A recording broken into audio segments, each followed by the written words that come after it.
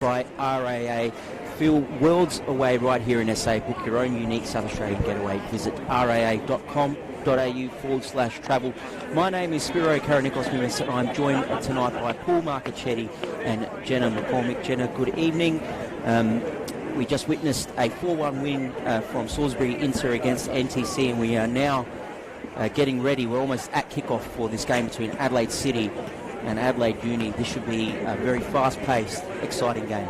Yeah, it really should be. Really looking forward to obviously seeing Adelaide City Powerhouse come out and show us what they've been doing during the break and how they have started the season, and see if they can continue that good form. And obviously Uni picked up a few players from the Adelaide City side. Spiro, let us know who they are. Yeah, well, there's Nora Pete, and of course, she will go up against a very good friend of hers in Dylan Holmes. Daphne McLeod is another who's joined. Daphne McLeod is another, there, folks. But we might just get ready for kickoff. But it'll be very, very tight game, and one that'll be very competitive, Jen. And Paul,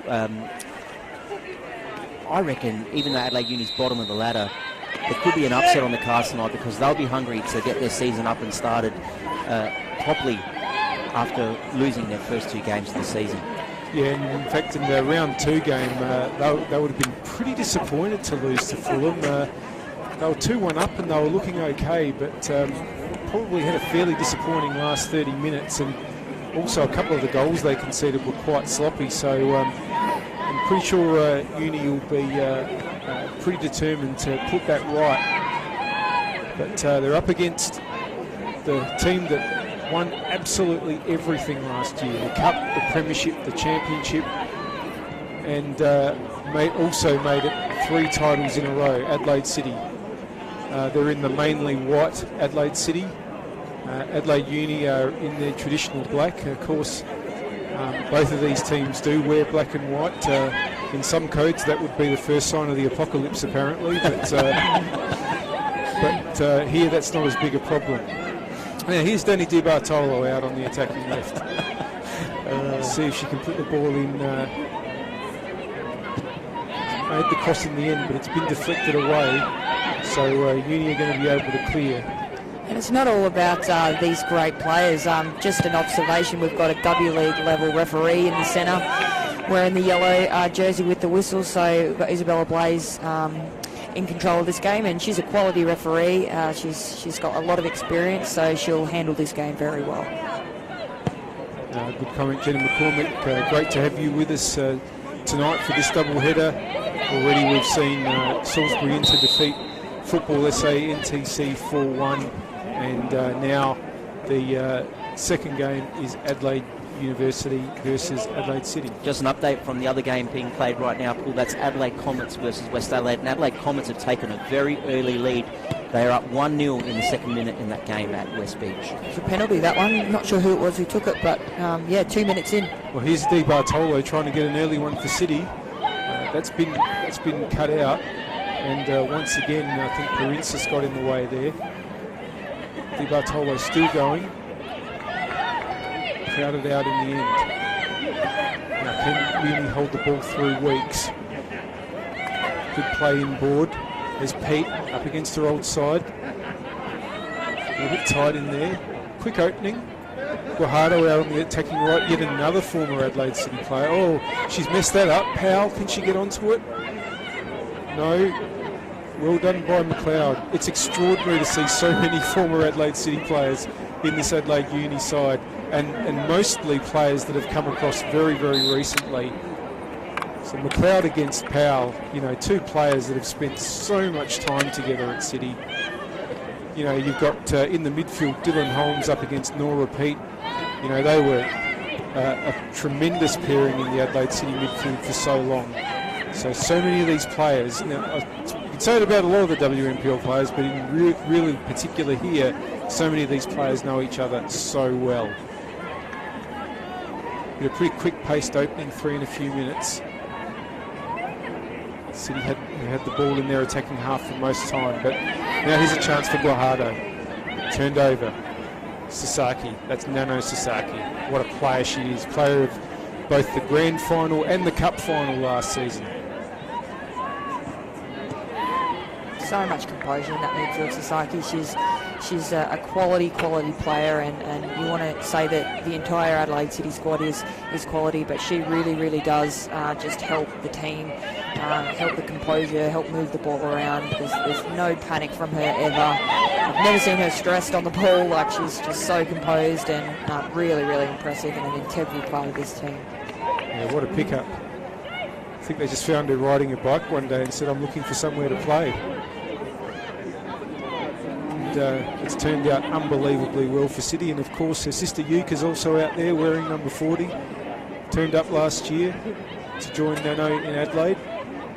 Both tremendous players.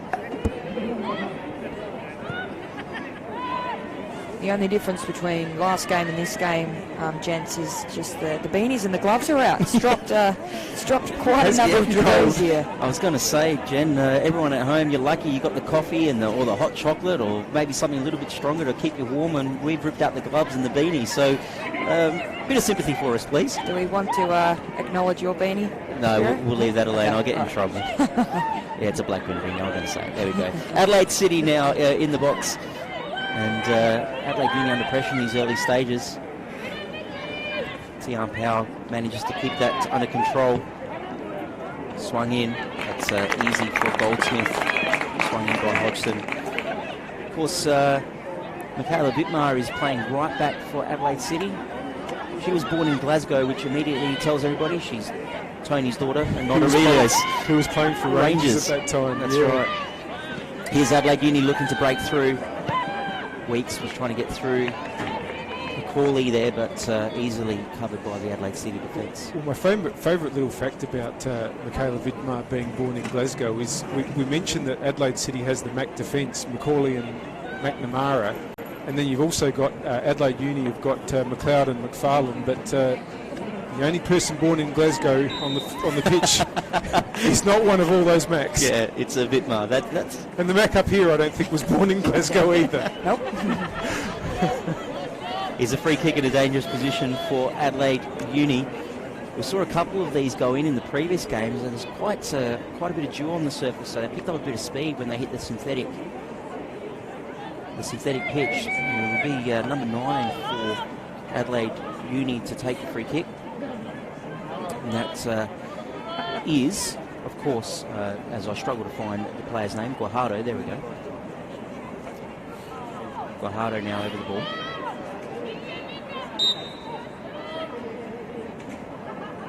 It's an excellent free kick, but pretty comfortable in the end for Jenna. She plays down the line. Di Bartolo. Danger here. Looking to play 1-2 with Powell. Powell though tries to take her time, play it back. Uni really good to get back behind the ball and just stop that counter attack. That could have been dangerous. Adelaide City looking to break through to Di Bartolo. Just a little bit too much, and Goldsmith had to get out quickly and managed to get the ball under control. Goldsmith, yeah, looking really good. Has developed over the last few years. You know, she's come a long way from her youth at NTC, and I think she's really looking strong. And was training with Adelaide United, for the past couple of seasons. So a lot more development through her, and looking really confident, and just a great shot stopper all around. First free kick of the match, second free kick of the match, sorry, both to Uni. Quickly taken. Trying to get their foot in the game here, Uni. Adelaide City have come out in a blistering pace. McFarlane will take the throw in on the far side. Goes down the line. She's looking for Weeks. Adelaide City there, here with numbers. Sasaki. Macaulay to McNamara. Beautiful by Sasaki. And that's a great switch too. That should be perfect for Dorber to get onto.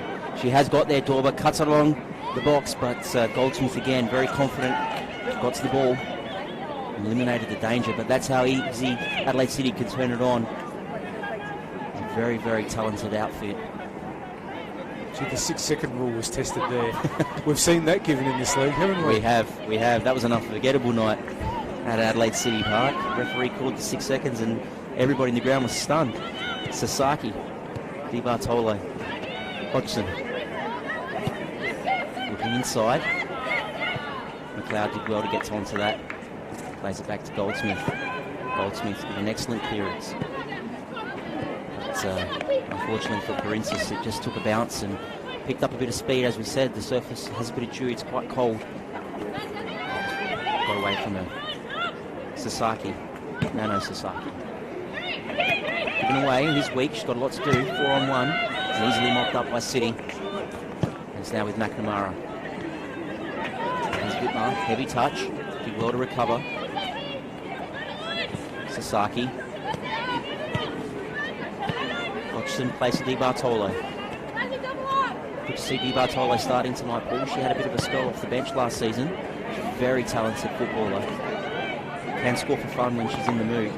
So it'll be a big job for just about a goal a game for about 4 seasons now, Danny Di Bartolo. So Parentis has got a big job on her at right back for Adelaide Uni.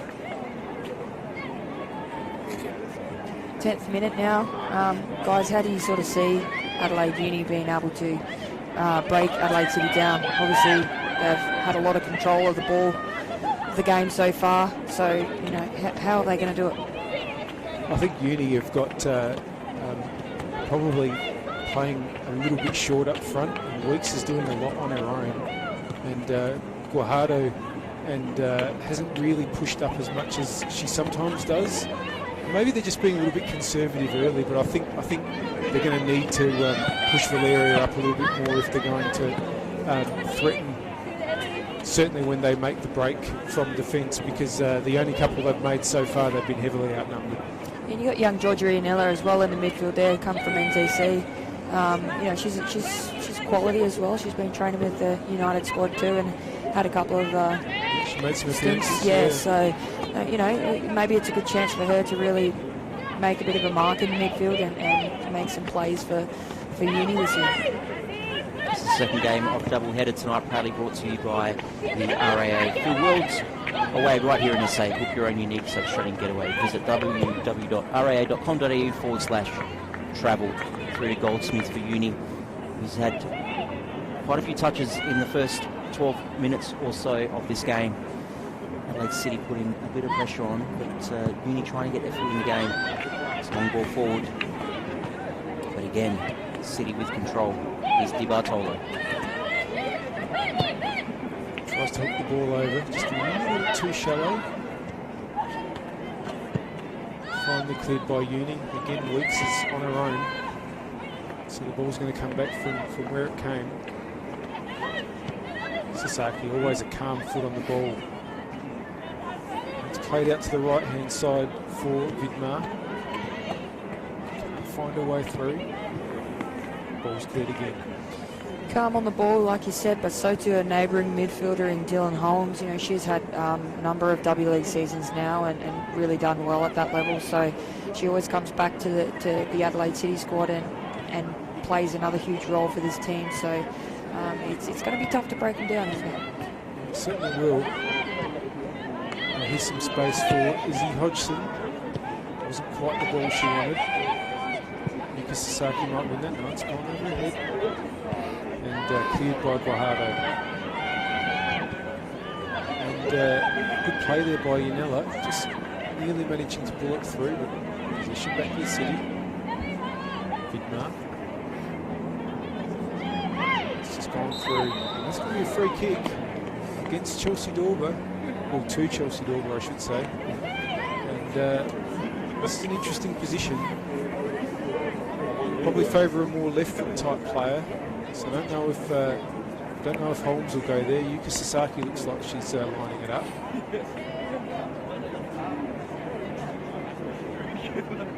So it could be an opportunity for City to take the lead. Not noted for set pieces, City. The last few years they've really not needed them. Scored so many goals in so many different ways. Adelaide Uni were trying to be cheeky there. They'd set up their wall a metre away from the ball and looked at the referee and said, what's wrong? put him inside the 18-yard box. I wonder if Yuka's lining up a direct hit here. Sort of her body language kind of suggests she might be. Yuka Sasaki. Well, it's intercepted, but you weren't able to prevent the corner. We played 14 minutes here in the second game tonight at Vallo Football Centre. Round 3 WMPL action here in Adelaide. Not a big number of players in the penalty area for City to attack. Sasaki's going to put the ball in again. It's not bad, but just shallow enough for a clearance.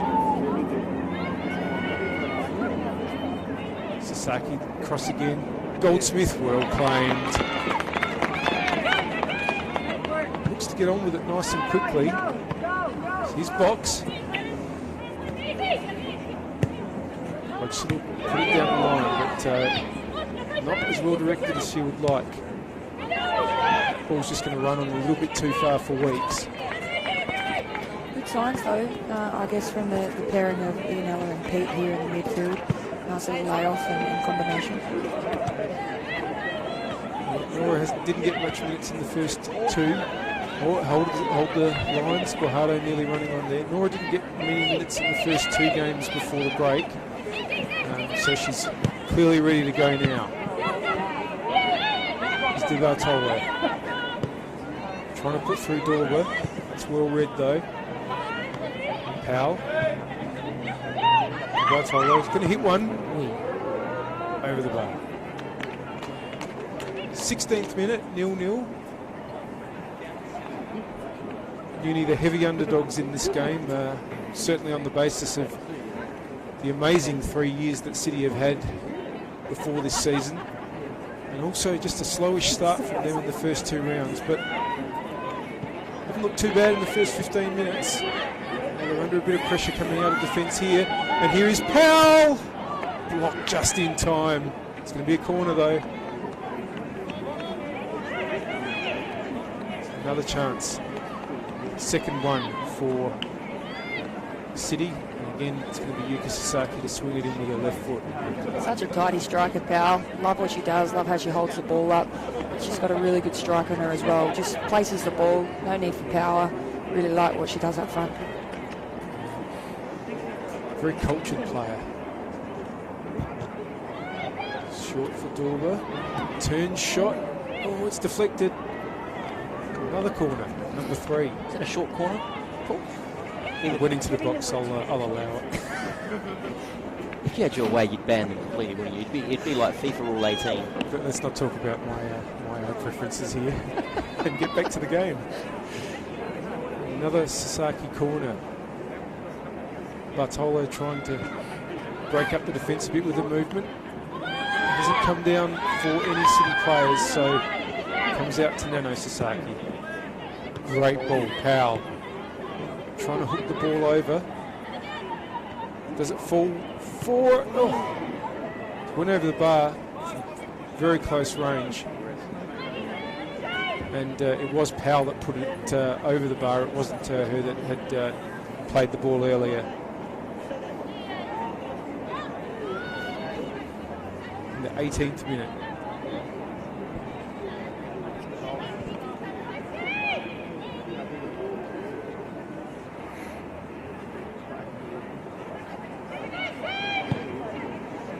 Shallow from Goldsmith. You're going to get the throw, which McFarlane will take. It's a max out there, as we mentioned. It's probably a testament, Paul and Jen, to how good this Adelaide City team is, that they actually currently with their third coach in 3 seasons, and they're still dominating the league and the cup. It's the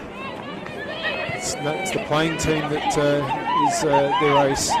Players like this, Izzy Hodgson, can't get through on that occasion. McNamara.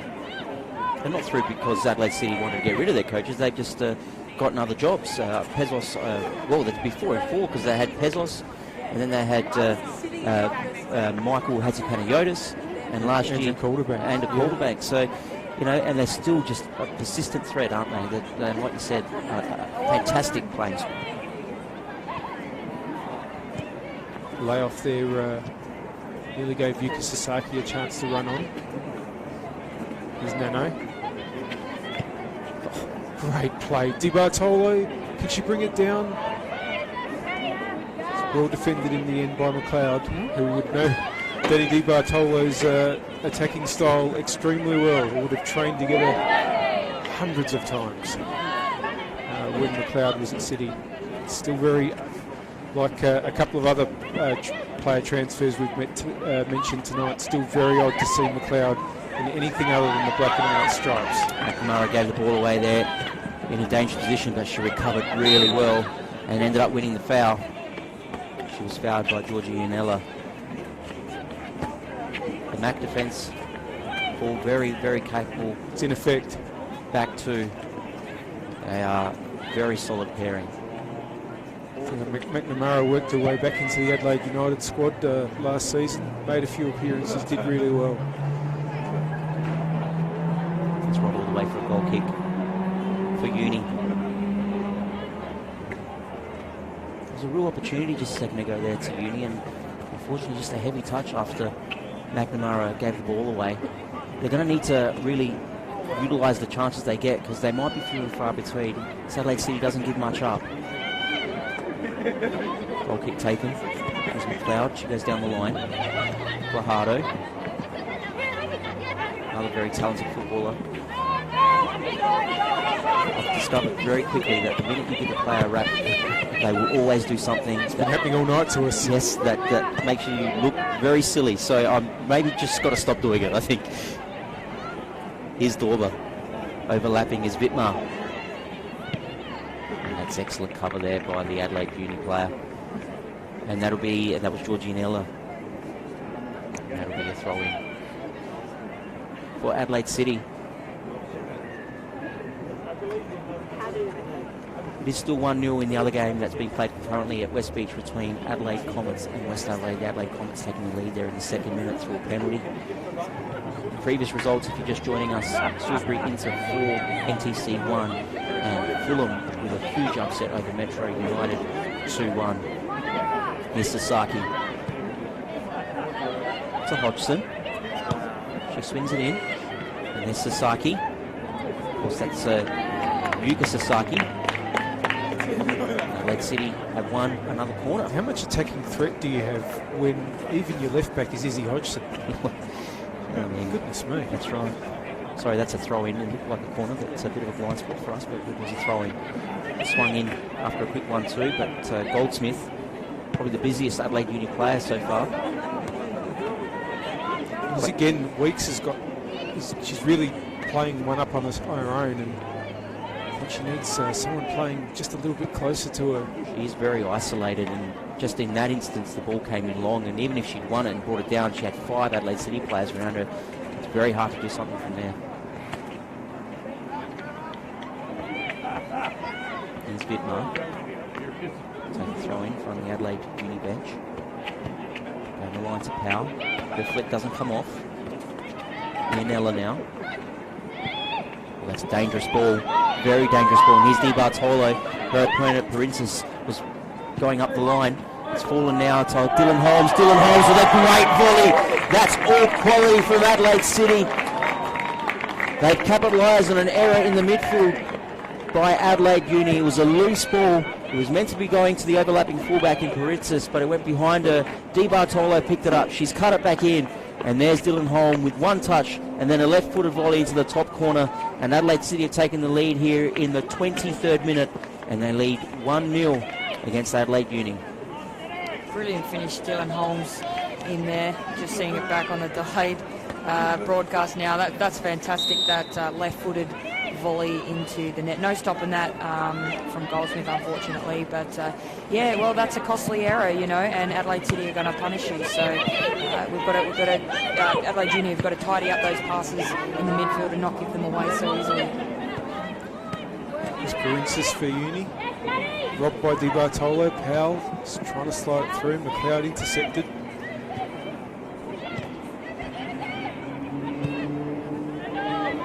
All Uni can really do is batter the ball forward, and Kendall Jenner gets a rare touch.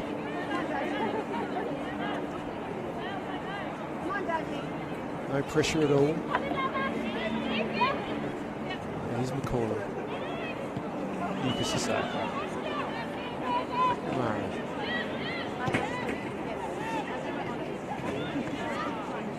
Flicked over by Dorber for Holmes. Has it gone back to her? I think she's managed to keep it under control pretty well. It's going to be a throw in the end. The last couple of years have been huge for Dylan, haven't they, Jenna? She got her way back into the squad, and she played every game, I think, for United, both last season and the season before.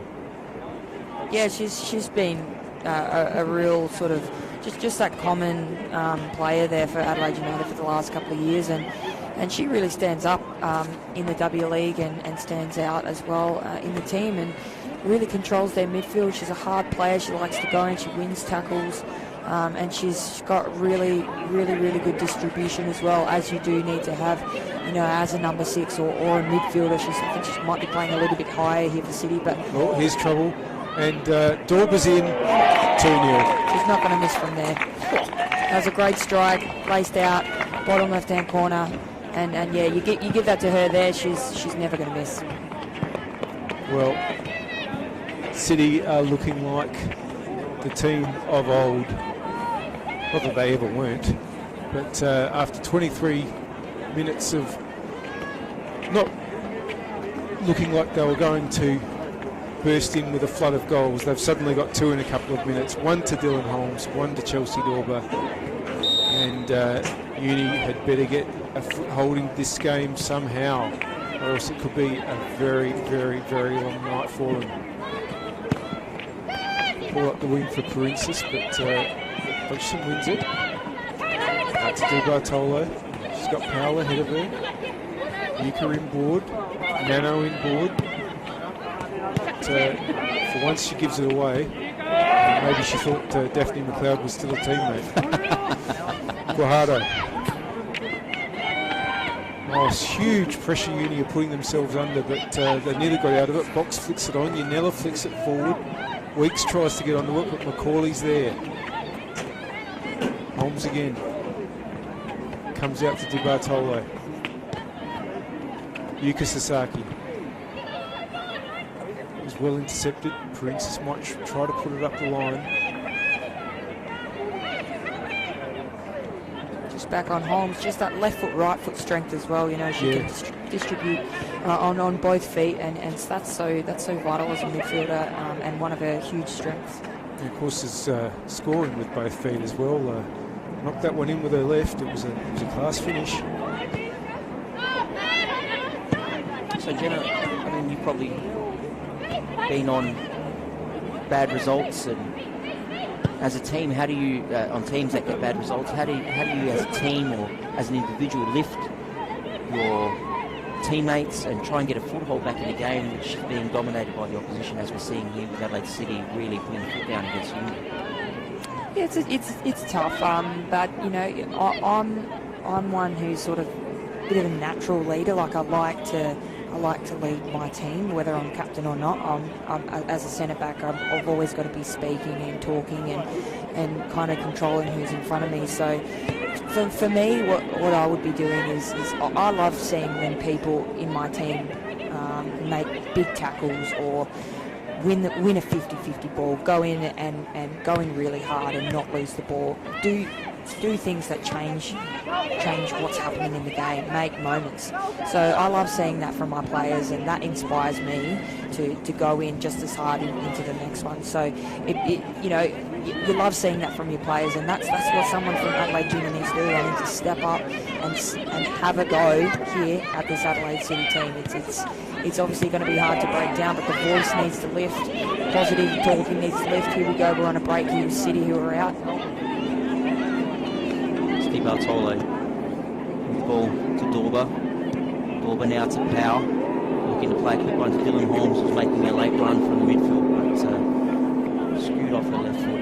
It's a goal kick, relieving goal kick for Adelaide Uni. Yeah, so they just need to keep the communication really positive and high as well, because when everyone's on the same page and doing the same thing, the success follows. So yeah, they just need to stay positive here and keep working the ball around on the ground and take control of that first ball. When it gets played to you, the player needs to secure the ball and play that first pass sort of out of pressure so that they can switch the point of attack or get in behind in another way. McLeod clears the ball there for Adelaide Uni. This is the second game of the doubleheader, which has been proudly presented by RAA for Worlds Away right here in SA. Book your own unique South Australian getaway. Visit raa.com.au/travel. Michaela Wittmar with a throw in the City to Dylan Holmes. And that'll be another corner for Adelaide City. In fact, that'll be their 5th of this first half. It's the first half that they've really dominated, and as we've made mention previously, Weeks, the Adelaide Uni striker, has really been isolated up top. Quick short corner taken by City, looking for the back post. It's almost snuck in. And Goldsmith has done well to recover there. Hasn't really put a foot wrong, Goldsmith, even though she's conceded twice. The first goal was from a defensive error, and the second goal was also from an error. McNamara, Di Bartolo, Holmes, left to right, tries to play Di Bartolo, a bit too much on that. Rolled safely now for a goal kick to Adelaide Uni. It is 2-0. Goal scorers so far, Dylan Holmes in the 24th minute and then Dorber in the 25th minute. 2 goals in quick succession for Adelaide City after a very dominant 20 or so minutes. Adelaide Uni have managed to stem the tide in the last 5 minutes, but still struggling to get a lot of possession. Adelaide City, well-drilled unit. Goldsmith having to go long, try to find Guajardo. Sasaki cleaned up beautifully. Here's Tian Pao. She's overrun it. We'll throw in for Uni.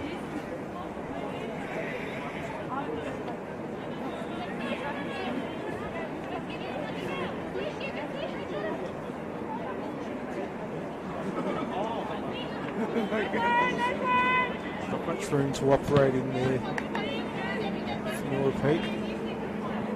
But Uni will be able to push on forward.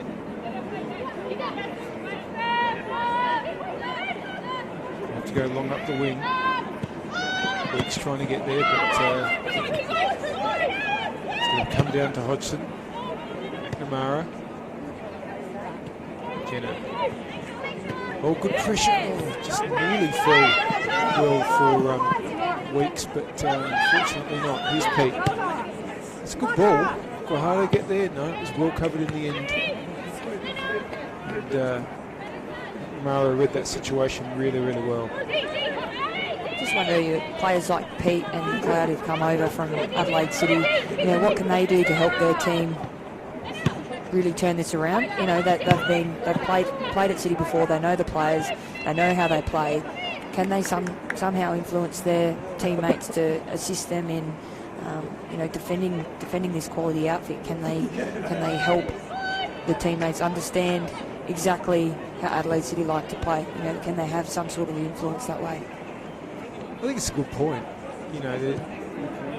They're very much not just ex-players, but players that were really part of the system that's been so successful. Here's a turnover. Can she get there and get a shot in? It was a weak clearance by Jenna that she was able to get onto. And just for a moment, there was an opening. Uni are in some rare territory here. Can they make something of it? No, is the answer. Holmes makes sure of that. Dorber. Oh, that's a really good ball. I think McLeod will get there first and relieve the danger. Yeah, they're really an intricate part of the system, those players. Not just players, but players that have been there for so many of those trophy lifting seasons in the first team, for many of them. Can they find the way to get their new teammates back on track? 33 minutes played, 2-0 is the score. You're listening to and watching the live stream of Football SA's broadcast of WMPL Round 3 here in Adelaide. Tonight's WMPL South Australia doubleheader is proudly presented by RAA. Feel worlds away right here in SA. Book your own unique South Australian getaway and visit raa.com.au/travel. Love that. Feel worlds away right here in SA. Isn't that true? I love it. Yeah. Got some amazing places here in South Australia that definitely rival the European holiday destinations. So The southeast is pretty good, Jenna. it I'm is. told. It is. Is that true? It certainly is. Mount Gambier. That's the spot to be. You were born there, weren't you? I absolutely was. I absolutely was. So encourage everyone to go for a little road trip and get down to the southeast, taste some of the local cuisine, some of the local wine regions as well, producing some great drops. Paul just set that up for you beautifully, Jen. All you have to do is tap it into the back of the net, really. I was just waiting for it. Well, how about the last 2 players to be capped for Australia, for the Matildas from South Australia, both regional South Australians, you and Emily Condon. And Emily, of course, from Port Pirie. Knows that 2.5-hour drive between Port Pirie and Adelaide pretty well, I would say. There's a good city. Port Pirie. Yes, I know you lived there for a while yourself. Well, the family came from there, but yes. Let's get back to the game. Which regional area are you from, Paul? Norwood. Vidmar plays it through. Holmes, and just for a moment, I thought that might deflect in, but McLeod took enough off the ball for it to fall nicely into Goldsmith's arms. Here's a trivia question for both of you. One Matilda, but also one Socceroo born in Mount Gambier. Either of you know who that one was? Oh, it's on the tip of my tongue. I'll leave it to the local. I know it, Jen. I'll just leave it to you because you're the local. Yeah. I got no idea. Yuka Sasaki. No, she hasn't played for the men's national team, has she? I'm joking. Here's McNamara. He just completely ignored me. Thanks. Maybe someone on the live stream, Paul, can tell us who that Socceroo is. I'll give it a few minutes. I'll tell you what. It's literally on the tip of my tongue. I can't get it, and I'm getting the Google out. Izzy Hodgson putting the ball in. One's headed away. Here's Guajardo.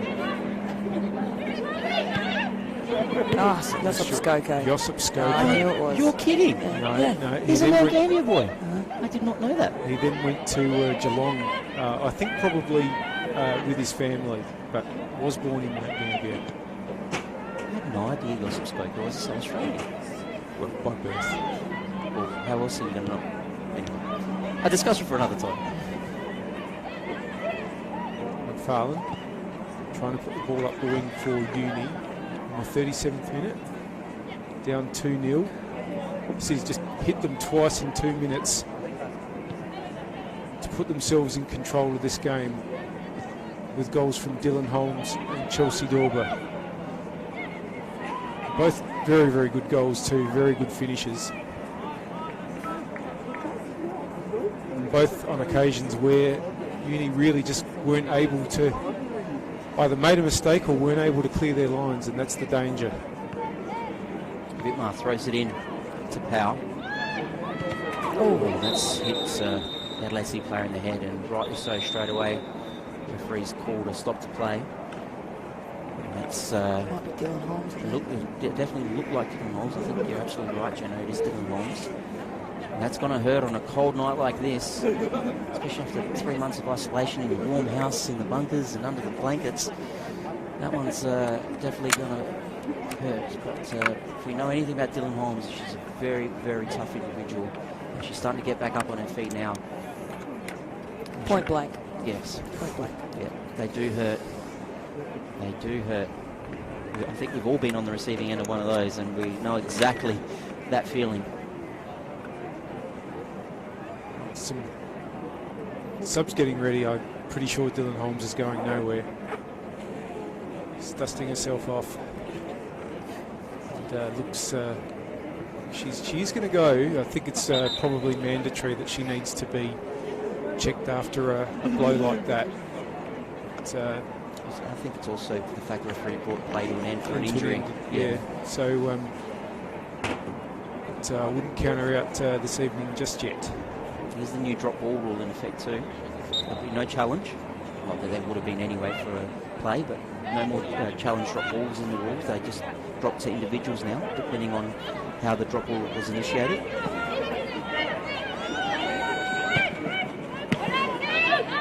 Adelaide City again retaining control of the ball very quickly. McCauley to McNamara. She's got Wittmar making a run down the wing. Michaela Wittmar bolting forward. She's decided to switch well, and Adelaide Uni managed to clear, but only as far as Yuka Sasaki. Yuka now, quick 1-2 with Dorba. Back to Dorba. Dorba sizing up her option, cuts inside on her right foot. She can't hit him. There's Dorba. Oh, it almost snuck underneath Goldsmiths, but she's done well to hold on to it. It's another dangerous play there from Adelaide City. But Evelyn Goldsmith has been very, very busy. Again, performing well in the Adelaide Uni goal. I've just been given a message by one of my secret informants that Dylan got a ball to the nose in training last night as well. So maybe it could be worse than we thought if she's caught one in exactly the same spot the following night. We shall see. She's back out there for now, so we'll keep an eye on that. Well, here's Guajardo, broken through, took an early shot, but Jenna was comfortable. It's a good opportunity there for Adelaide Uni. Yeah, it was. It was a nice sharp turn there for Guajardo. Oh, God, I fluffed that one. Can you save me there, Spiro? Guajardo. She's on it again. Just would have liked to see her drive into that box a little bit more, get closer, and then have the shot then.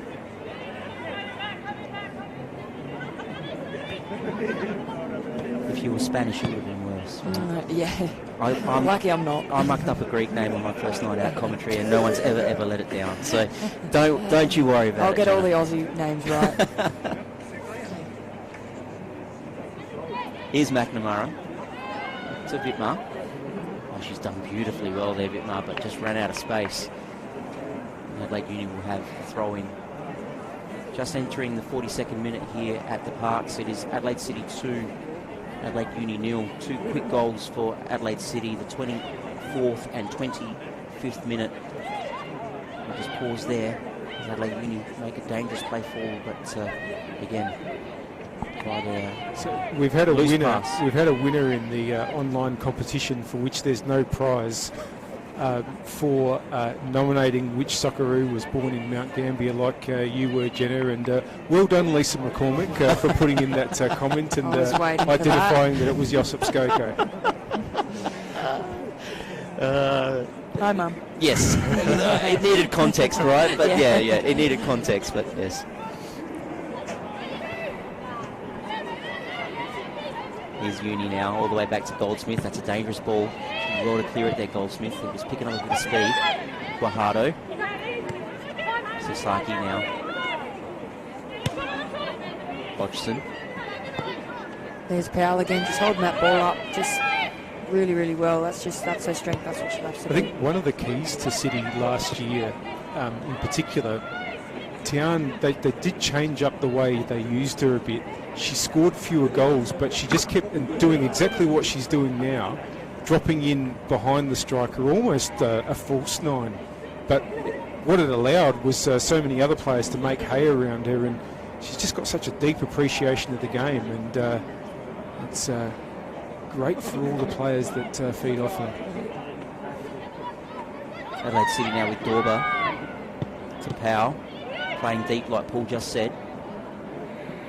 I think it allowed Dorba to have a little bit more of the ball. Yeah. You know, when the focus was on Tian as their main striker, and peeling off there away, just opening up that space in between the centre backs for her to get in, which is why we saw her score so many goals last season. Yeah, she got 34 W League appearances, Tian Powell, 6 goals, but I remember in particular, I'll just pause here. Dorba getting into the box. Can she get the cut back?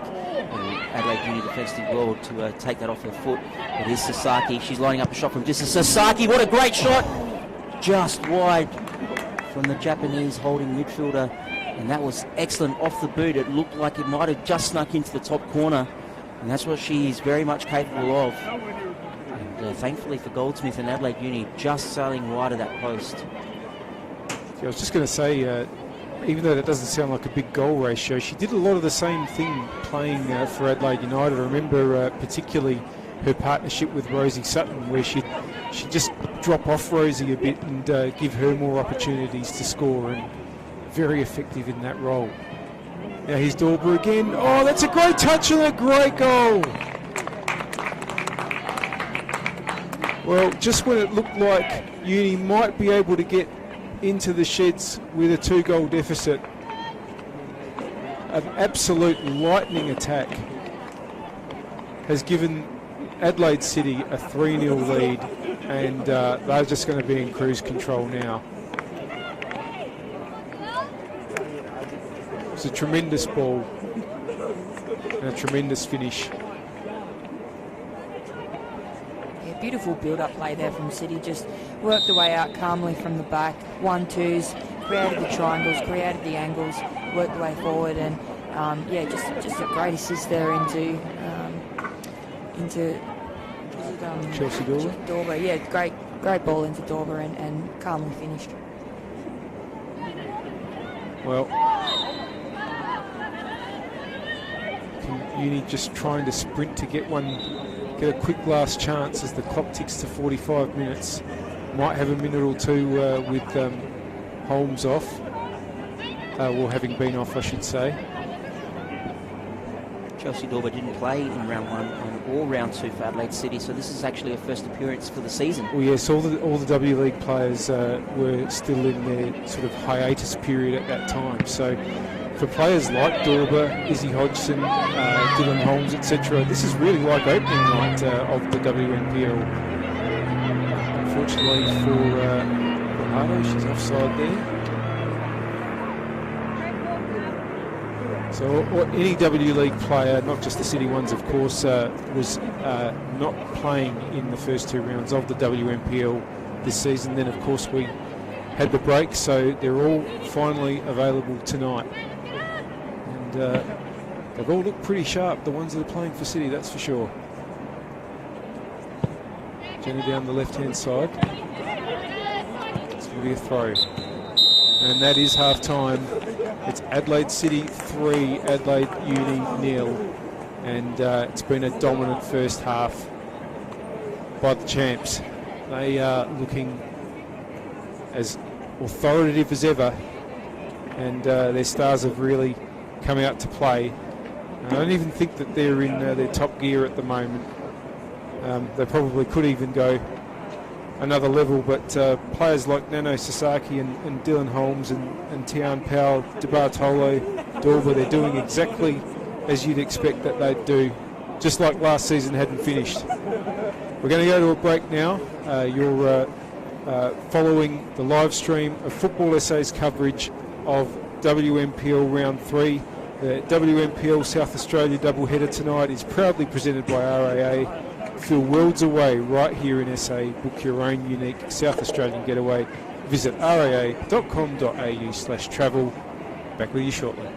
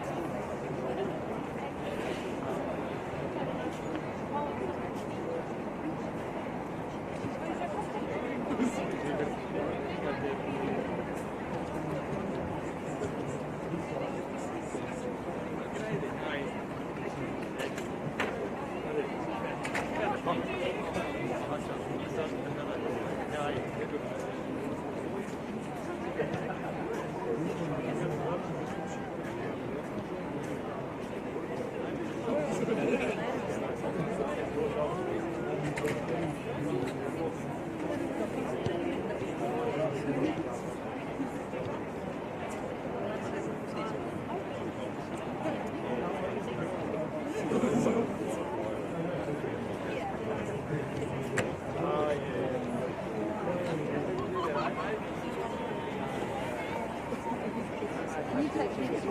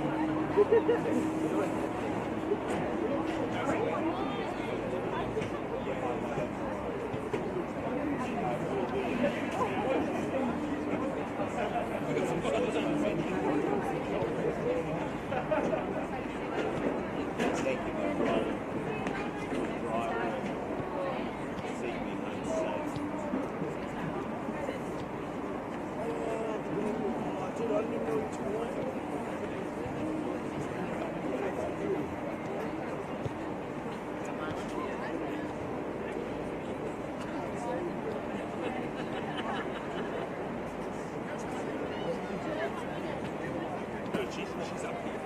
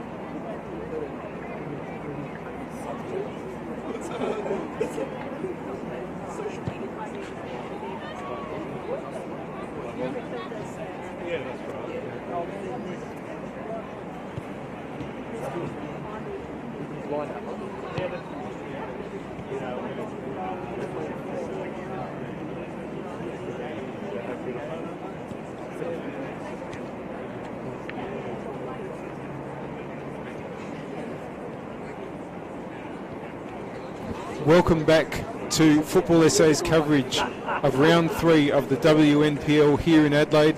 We're at Vallow Football Centre at Angle Park in Adelaide's northwestern suburbs. Earlier tonight, the first match at this venue finished with Salisbury Inter defeating Football SA NTC 4-1. We're currently halfway through the match between Adelaide City and Adelaide University, and Adelaide City have cruised to a 3-0 lead with a goal from Dylan Holmes and 2 from Chelsea Dorber. They've been looking pretty imposing, pretty dominant, and I think Uni are going to really struggle to get back, and we hope that for the sake of the game that they can show us something in this second half. We've got Jenna McCormick with us. She's been with us for both matches tonight.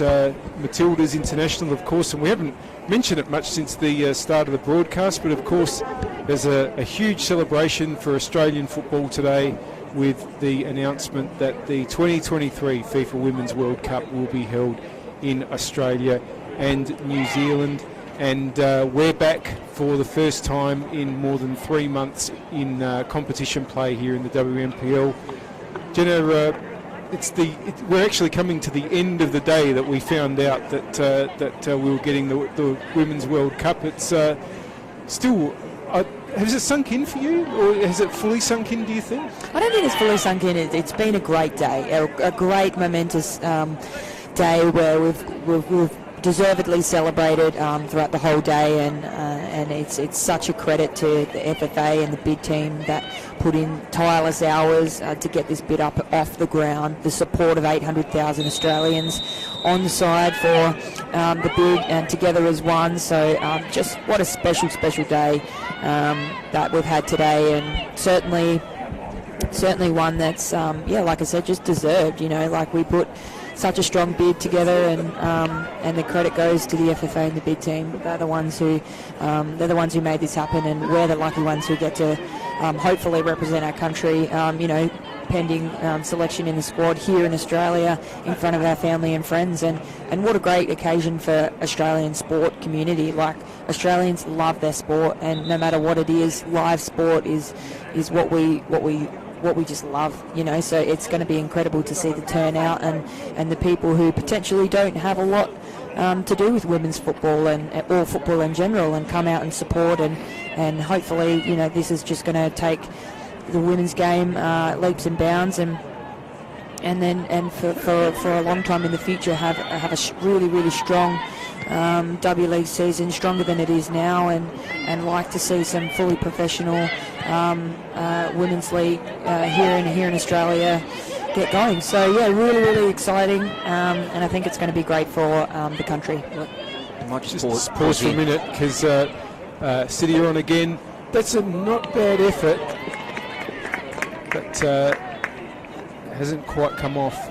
I think one of the most exciting things, Jenna, and I mean, apart from hosting the World Cup, which of course is the most exciting thing, but again, we'll just take a break here as Adelaide City look to score their Holmes fourth. Trying to get through onto that ball, but yeah, sorry, go ahead. As part of the bid, Jenna, the commitment from the FFA was that they will expand the W League both with the amount of teams and actually a full season, and that's really exciting. As someone personally who has watched a lot of W League and enjoys watching the W League and called W League games, I think it's what the girls truly deserve, the women truly deserve. Yeah, definitely. That and a full, home and away season fixture is obviously the next steps with the expansion teams and the fixtures. So, really looking forward to what this could bring. We've had such traction over the last day. We'll just pause here for the free kick. Sasaki's free kick, and onto the back of it got McNamara. Not a bad effort. Yeah, so it's been such a great day. The social media's blown up. Everybody has shown their support and excitement for what we've just won. So it's exciting to see what the next sort of 3 years is going to show in the lead up to such a tournament. And I can't wait for the draw to get out so I can start my countdown. Interestingly, Infantino announced or maybe it wasn't so much an announcement, but just a recommitment of $1 billion over the next 3 years for women's football across the world from FIFA, and that's astronomical money. Obviously we've had the state government come out today, commit some money to upgrading Hindmarsh Stadium to make it a bit more compliant to the bid requirements, and other governments of all persuasions. Tian Powell's on here, sorry. She got players in the middle. Oh, it's gone past everyone, and McFarlane might have to clear. Now it's gone behind Vidmar, so well played there by Yanella. And that's also a real interesting part of this whole thing, is that all of a sudden governments want to spend money in football, and that's something we need to look forward to. Dorban out. That's a great save. That was a young Goldsmith in the Adelaide Uni goals. Got down and got her hand to it. It was an excellent save, and that's another corner for Adelaide City. But Uni have not started this half probably the way they would have liked. Letting Adelaide City control the game so far. Who would have thought, though, that a bid process would be such a roller coaster of emotions? I mean, Paul, I think you summed it up really well when we were walking into the ground today. When Australia first put their nomination in, you thought, yeah, that's nice. And then, Brazil pulls out, Japan pulls out, and you're like, oh, I reckon we got it here. And then, you hear rumours that UEFA's lobbying for Colombia, and you're like, oh, it's going to happen again.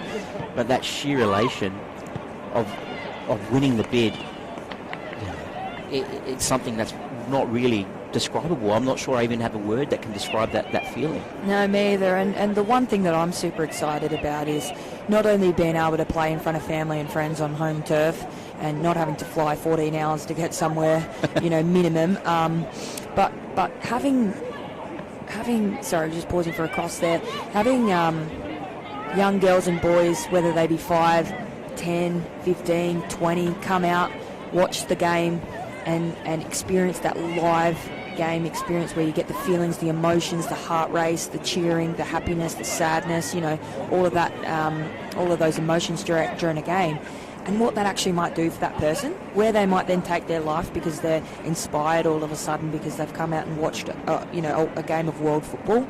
So, what the potential of what can happen for these young kids in terms of spark. Dorber.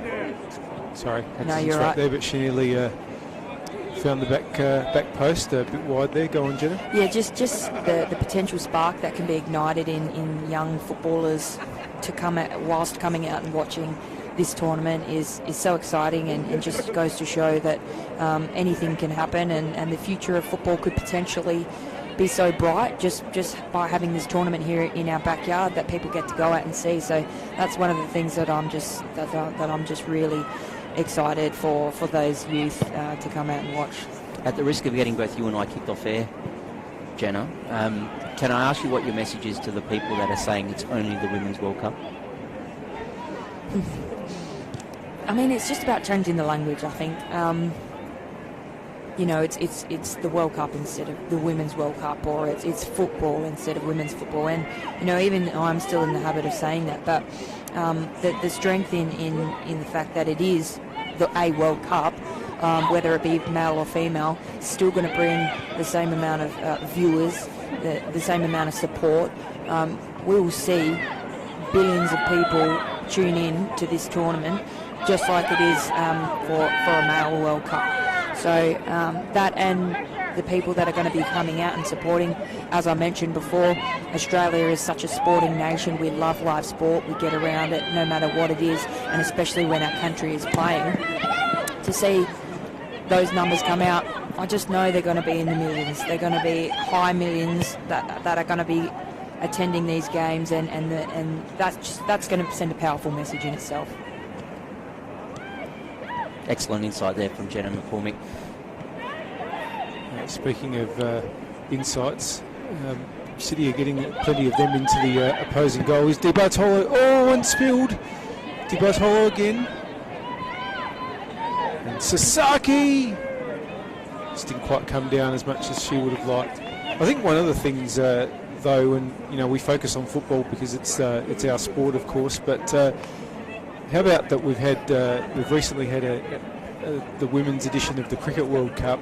We're going to have the Basketball World Cup coming up as well before, and then to finish that off, that little run-off is going to be the FIFA tournament in 2023. Here's another chance. Dorber nearly made it a hat-trick there. Again, she's just wide of that right post. And really, I think as a sporting nation, we probably have got to a proper embrace, if we hadn't before, of making sure that that team sports are both male and female sports, and that we want to drive those participation numbers for everybody. And it's been, I think it's a wonderful thing to top that off with what. And I don't think we have to biasly say it will be the biggest tournament of all in it being a football tournament. Sorry, yellow card there for Adelaide new player. It's Guajardo. Challenge on Isabel Hodgson. But yeah, I mean, I think it's already been shown actually with the Cricket World Cup. Huge crowd. The 80,000 Yeah. odd that filled at the MCG. Amazing numbers, tremendous, and that's what we're going to see with the World Cup here in 2023. Here's Powell, good touch, tries on the left foot, and snapshot there. It's going to be comfortable enough for Jenna. It's been all Adelaide City these first 10 minutes. I don't recall Adelaide Uni getting much further than halfway so far in this half. It's just been one-way traffic. Dorber just electric. Here she's in behind. It's offside that time. It's a good save by Goldsmith. I think the only hope for Uni is, have they... I think lockdown might have affected everybody differently, and everyone doing their own, fitness, etc., etc.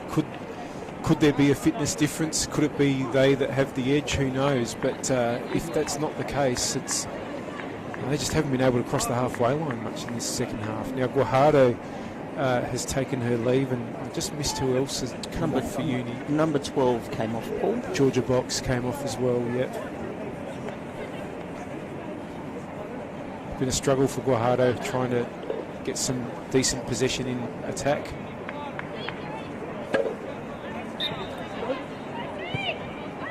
Had started the season pretty well, Valeria Guajardo. Scored a goal in the first round, although albeit with a very late strike when Uni were losing. But she had looked pretty sharp throughout that game when she'd come on as a substitute.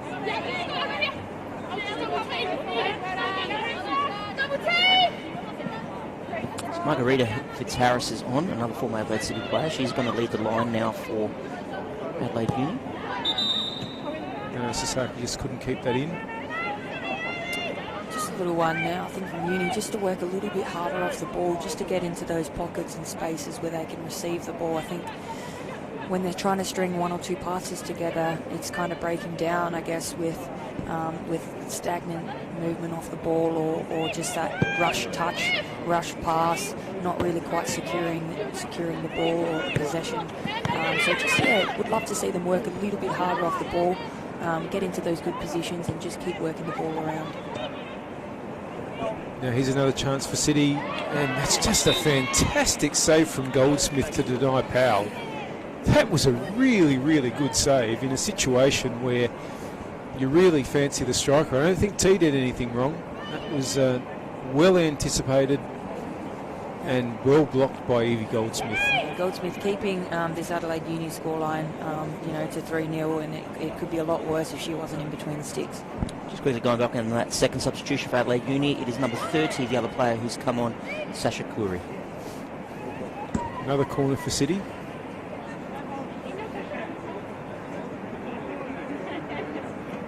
Plenty of players up, plenty of movement. But, Goldsmith gets a punch. Header then back. Straight into her arms. Now can they get away through Sparrow? Yano Sasaki gets in the way and controls the ball really, really well. And puts in a terrific ball for Powell.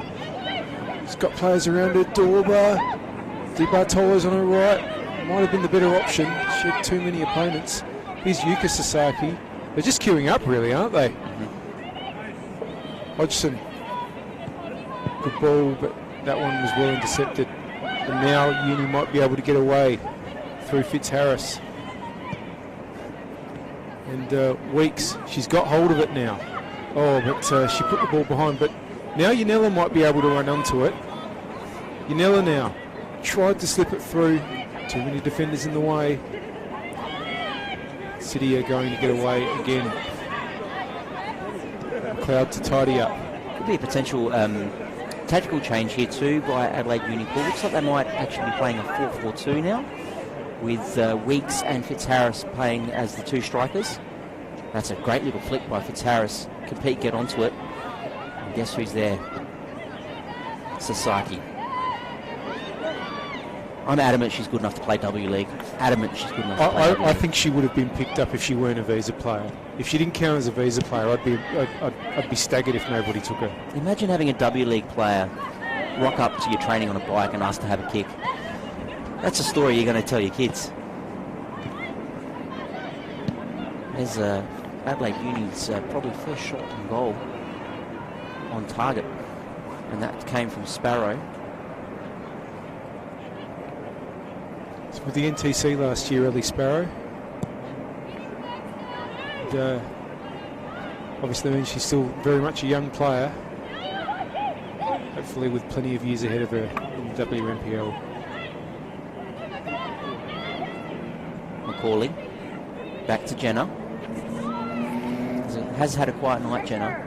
Adelaide City looking really in control here. Adelaide Uni just pushing a little bit, just trying to find something. A good few minutes. And Fitzharris has been very impressive since coming on. And she's managed to get a shot come across towards the goal there. Looking dangerous, Fitzharris. Like what she's doing. She's confident to get on the ball, which is what this team needs. She's yet another former Adelaide City player. Well, here's a chance. It's Curry. Goes past one, and that should be a penalty. And it is a penalty for Adelaide Uni. And we just finished saying that in the last couple of minutes they'd gotten a bit of momentum. And that was a clear penalty, no doubt about it. Easy decision for the referee. And it looks like it's going to be McFarlane stepping up to take the penalty here, Paul and Jenna. And this is a small ray of light for Uni. If they can get this one and take it to 3-1, there's just that small door opens a little bit, just ajar. It was a great little move as well that earned the penalty. There's McFarlane now lining it up. Referee just making sure all the players aren't encroaching. Here comes McFarlane. Oh, she's hit it straight at the keeper, but on the follow-up, it was number 14, Weeks, the captain, and she's made it 3-1 to Adelaide Uni.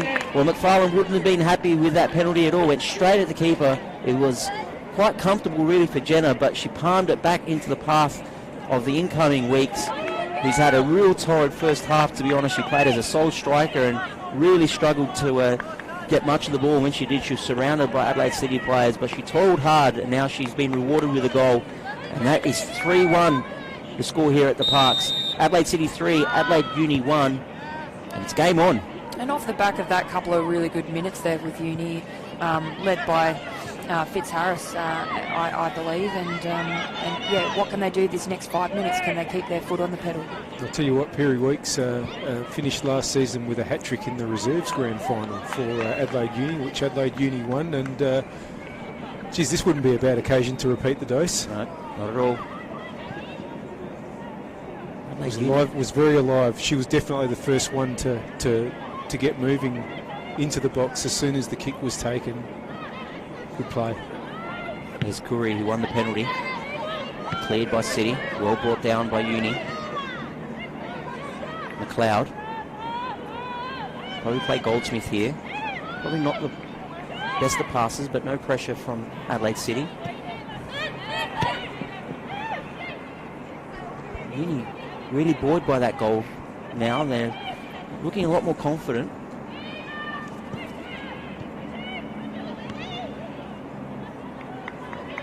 They won a throw.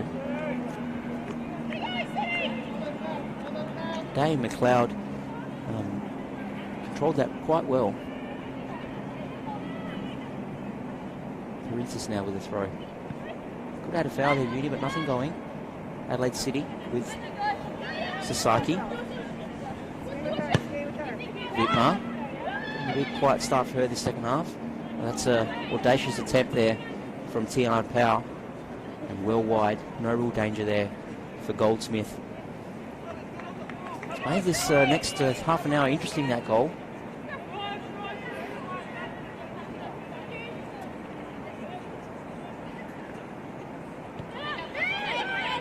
Day.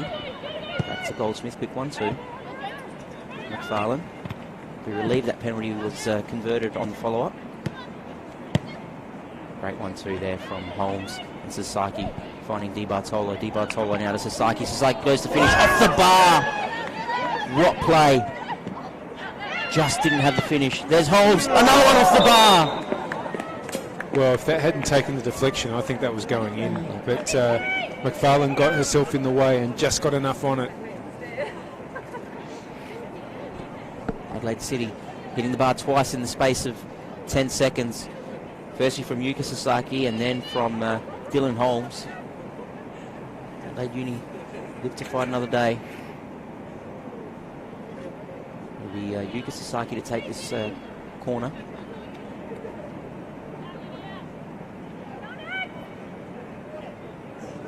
Swinging it in with the left foot. Goldsmith. Nice confident call there from Goldsmith. Called it early, keepers collected it cleanly. Now looking to start an immediate break. Fitzharris did well to bring it down. Tried the little cheeky back heel, but just didn't come off. But Uni again in possession. Through ball. Here's Pete. Pete's got her foot on it. She might have just managed to... Oh, that's just gone wide. She almost managed to chip Jenna from just inside the box. And Jenna, who was really caught in the middle of nowhere, if that was on target, that would have been 3-2. The Old City connections are among the players that have got their tails up with Fitzharris and Pete there. And I just sense if they can get the next one, but Powell's open here and she's got Dorber, and this would be a disaster for any prospective comeback if they score. Well cleared. Nano Sasaki. Dorber, well held. Yuka. Duatolo. Probably tried to take on one too many. Princess will be able to clear. Jenna, Go on. You go, no, hit Jenna. No, I was going to say, no, it was me, but that's okay. I was actually going to ask Jenna, how do you balance the decision now to push forward to get that next goal, or sort of sit back and don't concede? Just pause. Holmes. Goodness me. Well, clinical. Well, you know, maybe I shouldn't have said anything. It all started when you got interrupted at the beginning. You should have just left it at that. I was about to say, how do you balance between pushing forward and trying to get the second goal for Adelaide Uni and not conceding a fourth? And obviously they just conceded. But some insight when you're playing. How do you decide how you manage that? I guess it kind of comes down to the team. How the coach wants you to play to start with. If you're a high attacking team, then that's just going to leave you always exposed. But if you're more of a defensive team or more of a move the ball around versus counter-attacking, then that's also going to determine the sort of the structure. But I guess, if you are chasing the game, right now Uni 4-1 down, yes, but they're chasing the game, and if they want to close that deficit, they've got to do something here. They've got to risk something. They've got to maybe go 3 at the back or something, and maybe risk conceding as well. But you're not going to be able to close that gap if you don't take those risks and move it forward, quickly, maybe with a number advantage. So, I guess I think if it was me, would be making some positional changes just to try and, or formation changes, I should say, to try and see if we could break them down some other way. But yeah, if I was Uni right now, I'd be getting the ball to Fitzharris as much as we can. She's looking really good, strong, holding the ball up, get it to her feet, get the support underneath, get the runners in behind, and start creating opportunities that way. It's been a performance a type of performance we see a lot from City. Something like that happens where they concede a goal when they seemed in control. They just hit back so quickly. Make their opponents, just force their opponents to make every post a winner. In the 68th minute, 2 goals to Holmes, 2 goals to Dorber. I just want to ask you about Dorber, Jenna. She's come a long way in the last couple of years, and she's obviously scoring quite heavily for City. And she got her first couple of goals in the A-League. It's in the W League, I should say, in the season just gone. And so it's still a bit to go with Chelsea to make her sort of a bit more the finished article.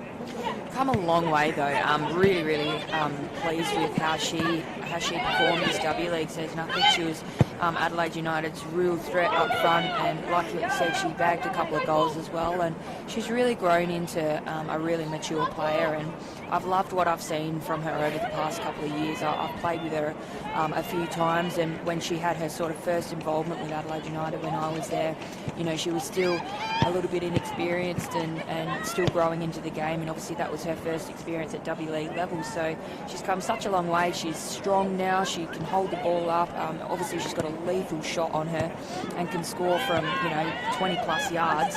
So I'm really excited for what she can potentially do in the future as a striker for Adelaide United and in the W League. So one of those players that really looking forward to, I guess, entrance into the box here. Is Holmes looking for a hat-trick, and Dorb will be offside there.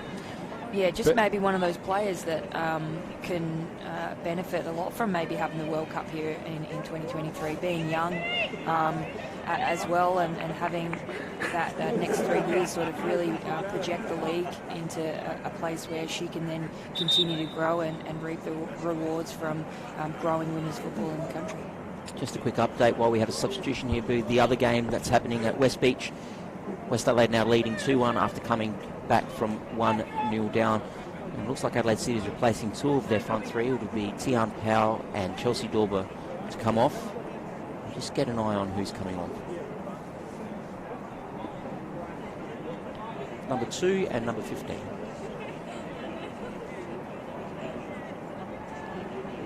Alicia Nicholas and Bianca Gray, I think. Well, hard to see Nicholas going to the front. Gray might, though. Di Bartolo looks like she's now gone centre forward, Paul. Yeah. Almost like a 4-5-1 right now. Here's Yuka Sasaki with a chance. Oh. She's hit that so well. That's a beautiful shot by Yuka Sasaki. From the moment it left the boot, there was only one place that was going. 5-1 to City. Sasaki joins the party in the 72nd minute. And Evie Goldsmith is just turning to some people on the sidelines, just putting her arms out in the air saying, well, what was I supposed to do about that? Nothing she can do.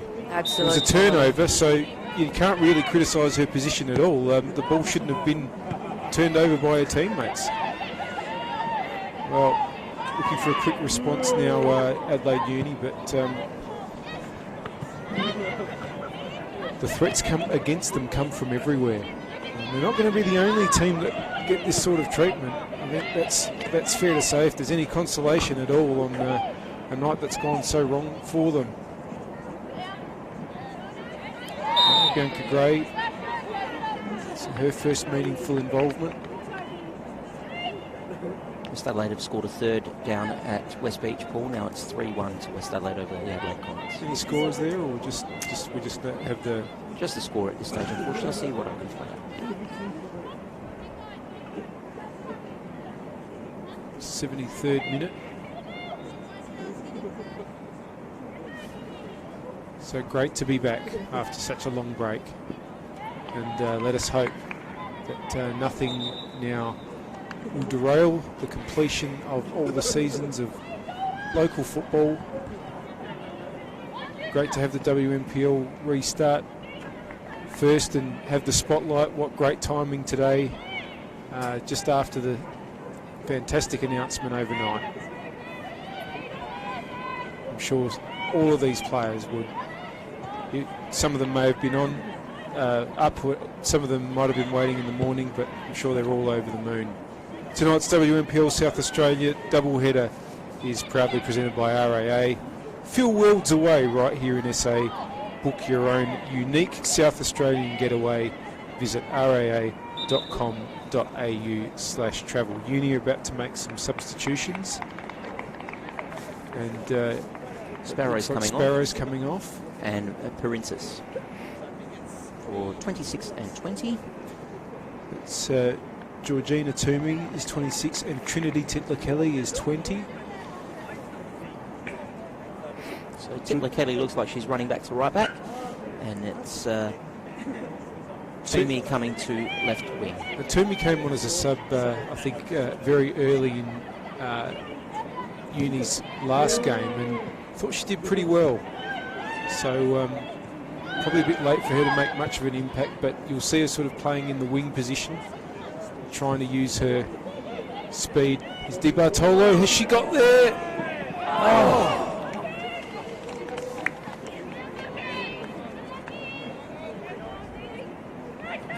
But yeah, Toomey looked pretty good in round 2, and see if she can make an impact in this last quarter of an hour or so. That was Hodgson, who started the game at left back, now playing right wing. Yes. Just sliding one past the post there after Di Bartolo's great run. And Ever since I put the word out that Adelaide Uni were back in the game, Adelaide City have turned the screws, and they're now leading 5-1. Here's Toomey, just on.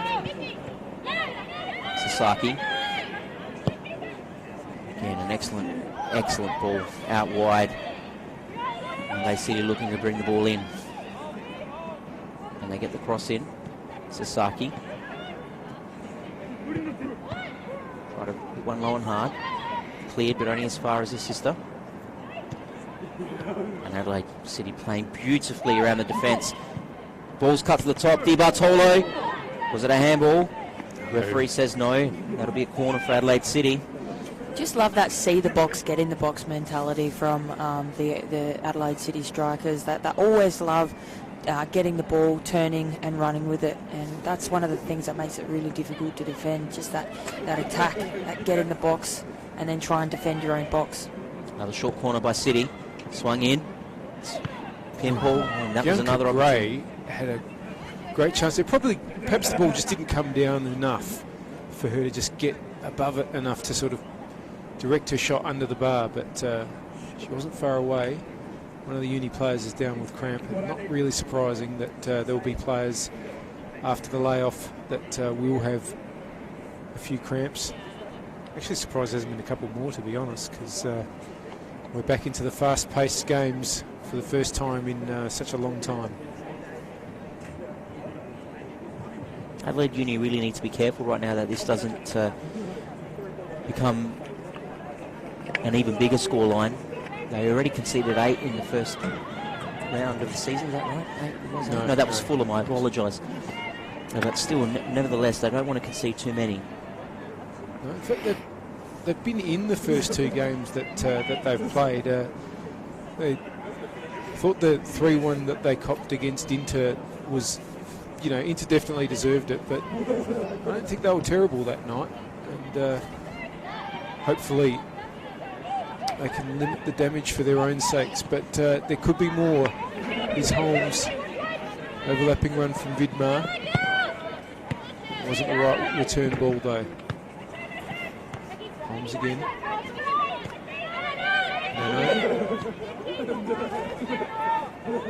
Macaulay.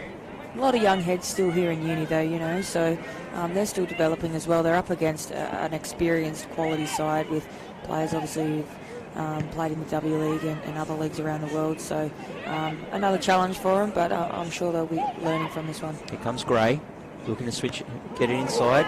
It's a heavy challenge, but nothing going. And it'll be a goal kick for Adelaide Uni. A few players now sort of stretching out a few sore points, and like you said, Paul, not completely a surprise considering what's happened in the last few months, not just here, but across the world, as we know.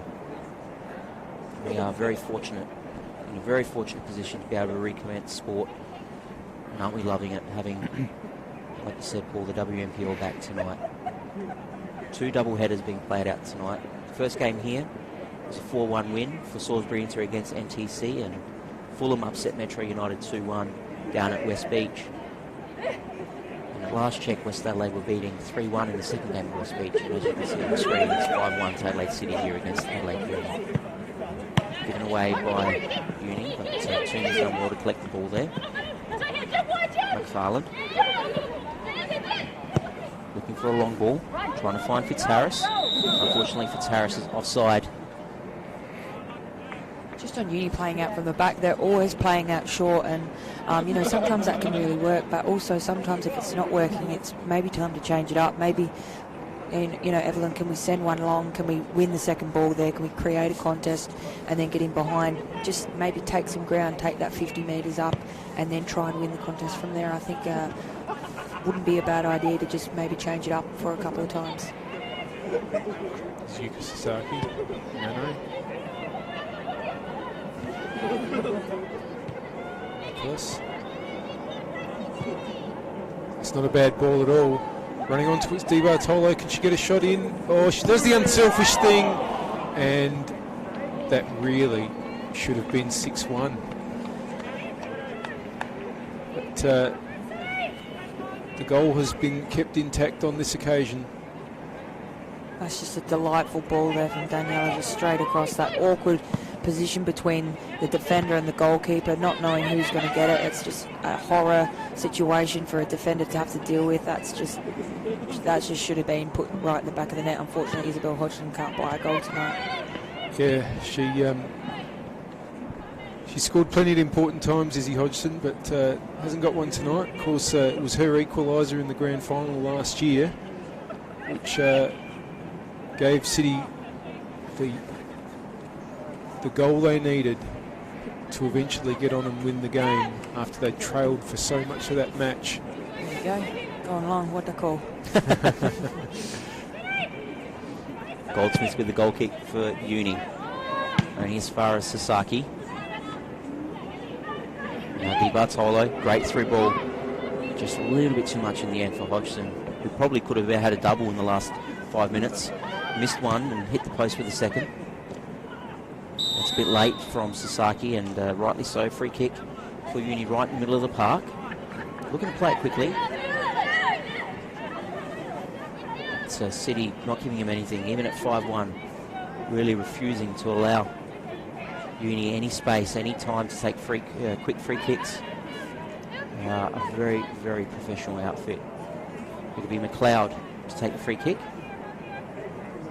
And we're just ticking over into the 82nd minute here at the Parks. And Adelaide City are very comfortable right now at 5-1. Almost brought down brilliantly by Fitzharris. And you know, Dylan Holmes is so good. She's got two touches in that passage to play without anyone else getting it. Yeah, a touch in between.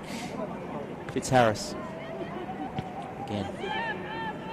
Only as far as Dylan Holmes. Uni trying to come back. That should be comfortable for City, and it is. All the way back to Jenna. She held on to it a little bit long, and now there's a bit of pressure here. Toomey couldn't get onto it. Vitmar's done well. Sasaki to Nicholas. She's got Bianca Gray on the left, but probably took a little bit too long to get it out there, Nicholas, and that should be easy pickings for Adelaide Union defence, and it is. Goldsmith, excellent switch of play. McFarlane, she's got Toomey on the outside.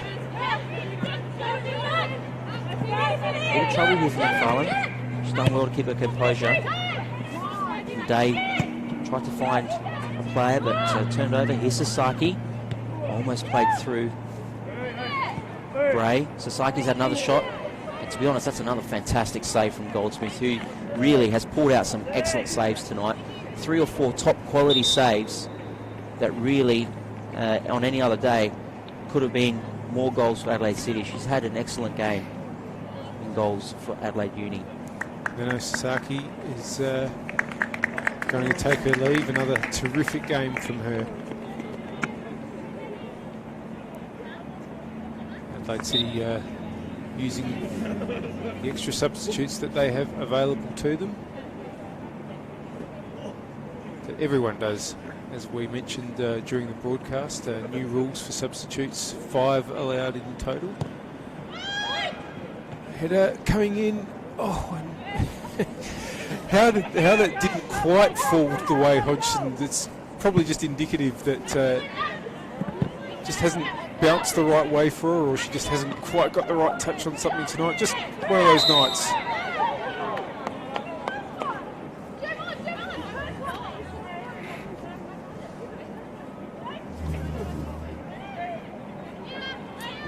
Caitlin White is who has come on for City, wearing the number 9, and she's going to the number 9 position as well.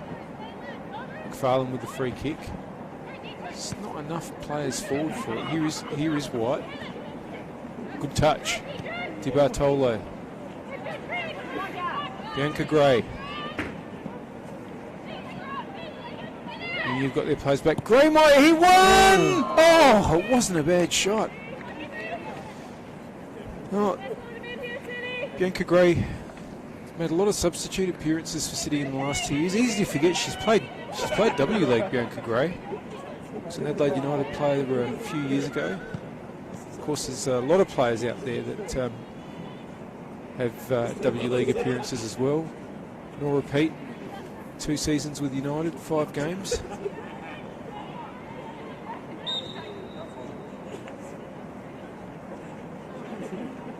hopefully for Uni's sake, perhaps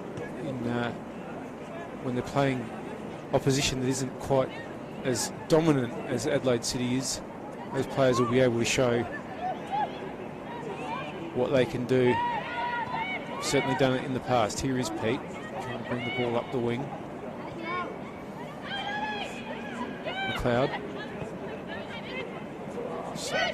nearly gave it away. That's going to be a foul. Weeks is, well, McNamara's walking away and she's got her back to the ball and she's been booked.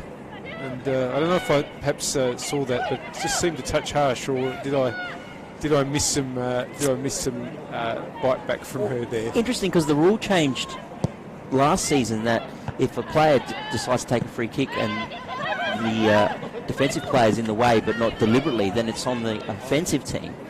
It looked like McNamara. Oh, she did perhaps make a move to the free kick before she did walk away, but either way, tried her best to disguise it.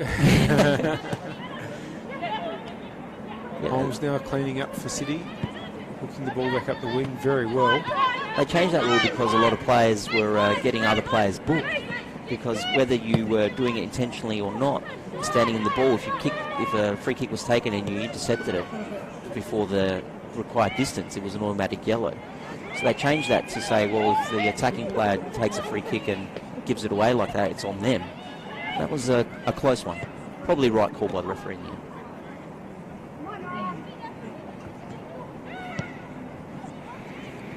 Here's Nicholas. Bit of a loose pass there by Nicholas, and Weeks tried to pick it up, but a heavy touch, and that's gone for a throw-in. I think both teams now playing for that final whistle. Not long to go. About 3.5 minutes plus injury time. West Adelaide now 4-1 up against Comets at West Beach. So West, who went down in the second minute, come back to secure a result there at West Beach in the game that's being played at the same time down at the stadium near the airport. Fantastic little venue too, just like this one here at the Parks. Inside the last 5 minutes here at this game out here at the Parks, and are we going to see another push from Adelaide City, or are we going to see Adelaide Uni hold on? Here's Holmes. Hodgson probably could have had a hat-trick since moving from left back to right wing. She was obstructed there, but the referee decided that's no foul. Just saw some vision of the other game on tonight, and sorry, just hold for a moment. Can confirm one thing I'm really happy about, Spiro, and that is that West are the away team tonight, and they are still choosing to use that magnificent fluoro away shirt that they've got. You do like that, don't you? I love that shirt. I love it as well. It's brilliant. Here's Fitzharris, who's been quite good since coming on for Uni. It's a great little through ball. Trying to find Di Bartolo was Hodgson, but ran through to Goldsmith. And we've only got a couple minutes left here at the Parks. It's been a fantastic night of football on a fantastic day for Australian sport. We're delighted to have football back here in South Australia. Great little touch there by Whitmar. Ianella was clever. Some good passages here by Uni. You know, the scoreline is heavy, obviously 5-1, but they're not a bad team, Uni. It's just that Adelaide City are that good, right? I mean, I think they've knocked it around. They've knocked it around well. They haven't sort of looked completely out of their depths at times. But Adelaide City are just a phenomenal team. Here's Sasaki. Look at that play. Here's Bianca Gray. She hesitated a little bit. Probably shouldn't have. Probably should have taken it first time. Now she swings it in. Di Bartolo coming in late. Adelaide Uni hold on. And as far as Sasaki, he probably has another contender for goal of the round. Sasaki try to play through Hodgson. It's cleared by Adelaide Uni as we head into the final minute of regulation time. I mean, with the players Uni have got, and you know, I think Jenna's point about a lot of them being young is a good one. A lot of players that have come from NTC in recent years, but there's a lot of talent in the team, and you can't tell me that with the likes of Yanella and Weeks and Pete, etc., they're not going to get some results this year. But they're up against the juggernaut tonight, and I think that's really what says more about the result than anything.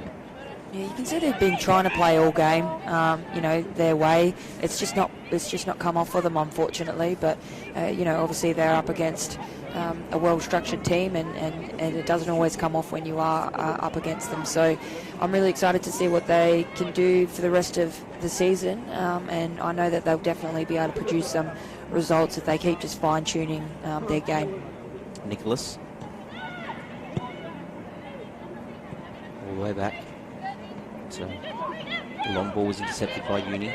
Only for momentarily though, and here comes Di Bartolo. Fantastic footballer. Again, got to stop giving players a rap, because as soon as they do it, they give it away. And it looks like Georgie Ianella's pulled up with a bit of an injury there. Three times she took a knock, Ianella. Vitmar. Sasaki. To Nicholas. Officially into injury time, sorry. I'm not sure how much the referee is going to put on, but we've had 3 goals in this half, plus a few substitutions, so probably 2 minutes. Just on Michaela Vidmar, it's often when someone's a son or daughter of another player, often you find that they're actually a different sort of player. A parent was a midfielder, kid was a defender, etc., and usually works out that way. But no, she is a right back and centre back, just like Tony. And I've heard she could also go in goals in the cup final if a keeper gets sent off. So here she is. Here's Vitmar. Yeah, I've loved her tonight. She's been really, really good with the ball and also defensively as well. So, I'd like to see her passing accuracy too. She's been great and getting up and down the wing as well. So, has been really good for Adelaide City tonight. Here's White. Tried to play in Hodgson, but was never really on. Here is Vitmar. Down the line. Sasaki. White. Sasaki. Looking for an option. Di Bartolo's offside. The referee's given a penalty but hasn't seen the flag and will now make a correction. Definitely the flag went up first before the ball hit the Adelaide Uni's player's arm. It definitely was handball, but Di Bartolo was offside first. Yeah, good officialdom by both the ref and the linesman. I can't believe I still say linesman. The ref and the assistant referee on the right-hand side. Curry, who won the penalty for Uni, almost played through by Fitzharris. In fact, she will be now.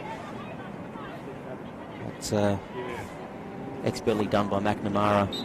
And that is the final whistle. It is a comprehensive, resounding victory for Adelaide City. 5-1 against Adelaide Uni, who toiled terribly hard, but the class of Adelaide City showed, and they will walk out of here with 3 points in the bag and a comprehensive win. Jenna, your thoughts on that game as it wraps up? Yeah, obviously a great display from the champs in Adelaide City. Really pleasing to see that they haven't skipped a beat, and they're still at the top of their game. Love the way they move the ball around. Love how calm they are at the back and the way that they play out. I love how lethal they are with just one pass. They can eliminate. At times they eliminated the entire midfield of the Adelaide Uni team and turned around an opportunity from their back 4 to their final third in a matter of seconds. So they are very, very good this season, looking very sharp, and it's going to be interesting to see if anyone can take points off them this year, which I think they can. There's definitely going to be some strong competition for them, but also for Uni as well. Evelyn Goldsmith in goals had a tremendous game, made some fantastic saves, and really just kept that score at 5-1. Like we mentioned, it could have been much worse, but great to see her out and doing well. So, and also mentioned before, Adelaide Uni, young squad, but they're going to build on that, and they've definitely got the potential to keep playing their game and be competitive this year. So it's going to be great to see how the season unfolds and who's going to come out on top. So just before we leave you, a reminder that tonight's WNPL South Australia doubleheader is proudly presented by RAA. feel worlds away right here in SA. Book your own unique South Australian getaway. Visit raa.com.au/travel. It's been a terrific day. It's a terrific night. Great to be back out here. Spiro? Just before we wrap up, Paul, just thought maybe we would repeat the results, all 4 results from tonight. So we had 2 games here at the park, 2 games at West Beach. We'll start with the ones at West Beach. The early game there saw Fulham beat Metro 2-1 and West Adelaide beat Adelaide Comets 5-1. Here at the parks, tonight's doubleheader, which, as Paul said, proudly brought to you by RAA. The first game saw the Salisbury Inter beat the NTC 4-1, and this game here has ended 5-1 in favour of Adelaide City against Adelaide Uni. Jenna, it's been an absolute pleasure to have you here in commentary tonight. Good luck with whatever your next move is. I'm sure there is something not too far away for you on the horizon, but we look forward to seeing. I think Jenna's even more sure of that. Yes, but we look forward to seeing you play wherever that might be, and we wish you all the very best. It's been an absolute pleasure to have you here tonight, and we hope you enjoyed it, despite the quite cold temperatures. No, it's been great. Thanks so much for having me. I've thoroughly enjoyed it. Commentary debut, so Jeez, you can't believe it. You're better than us the first time we did this. I hope I didn't do too badly, but no, it's been great. Thank you so much for having me. I've thoroughly enjoyed my time today. No worries, and thank you, because I do want to acknowledge that you've had a huge day. You were up for the announcement this morning. You were at 2 o'clock. You had media early in the morning, media during the day, and now you've come and done 2 games as well. So this was the highlight, of course. Thank you so much. Standing next to Paul and I. Thank you so much for that. Okay, that's a wrap from here. Thanks for joining Football SA's live stream. Enjoy the rest of your evening and your weekend. Thanks and goodbye.